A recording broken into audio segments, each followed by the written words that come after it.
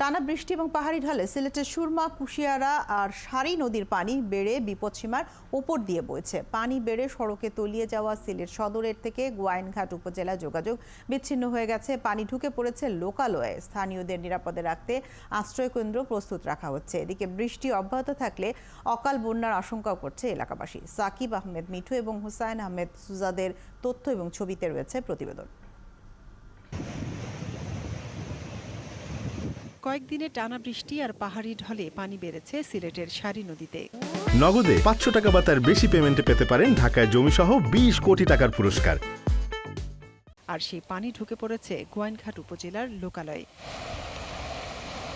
এরই মধ্যে প্লাবিত হয়েছে উপজেলার 13টি ইউনিয়নের হাওর ও নিচু এলাকা। পানির নিচে সড়ক তলিয়ে যাওয়ায় সিলেট সদরের সাথে গোয়াইনঘাট উপজেলার যোগাযোগ বিচ্ছিন্ন হয়ে গেছে। উপজেলা প্রশাসন জানিয়েছে, বন্যার ঝুঁকিপ্রবণ এলাকায় স্থানীয়দের মাইকিং করে সতর্ক করা হচ্ছে।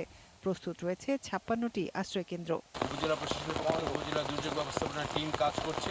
ইউনিয়ন পরিষদের চেয়ারম্যান, মেম্বার, তারা স্থানীয় যে ভলান্টিয়ার আছেন তাদের নিয়ে দুর্যোগ ব্যবস্থাপনা এবং বন্যা কার্যক্রম সমন্বয় করছেন।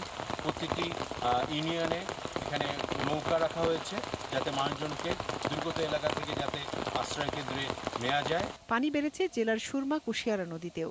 সুরমা নদীর পানি কানাইঘাট পয়েন্টে এবং কুশিয়ারা নদীর পানি আলমশিদ পয়েন্টে বিপদসীমার ওপরে বইছে। প্রতিটি পয়েন্টেই 50 সেন্টিমিটারেরও বেশি উপর দিয়ে, ডেঞ্জার লেভেলের উপর দিয়ে প্রায় বন্যার পানি প্রবাহিত হচ্ছে। আর এই বন্যাটার মূল কারণ হচ্ছে মেঘালয় বেসিনের যে বৃষ্টিপাত, সেটার কারণেই। তো যদি আমরা আশা করি 2-3 দিনের মধ্যে বৃষ্টিপাত থেমে যায় তাহলে অতি দ্রুত, এবং সুরমা হইতে প্রচুর স্রোত আছে এবং বন্যার পানিটা নেমে যাবে। এদিকে জাফলং পর্যটন স্পটের পিয়ান নদীর পানি বিপদসীমার ওপরে থাকায় পর্যটকদের পারাপার করা নৌকা সাময়িকভাবে বন্ধ করা হয়েছে। মনিরা কাজুরি, ৭১।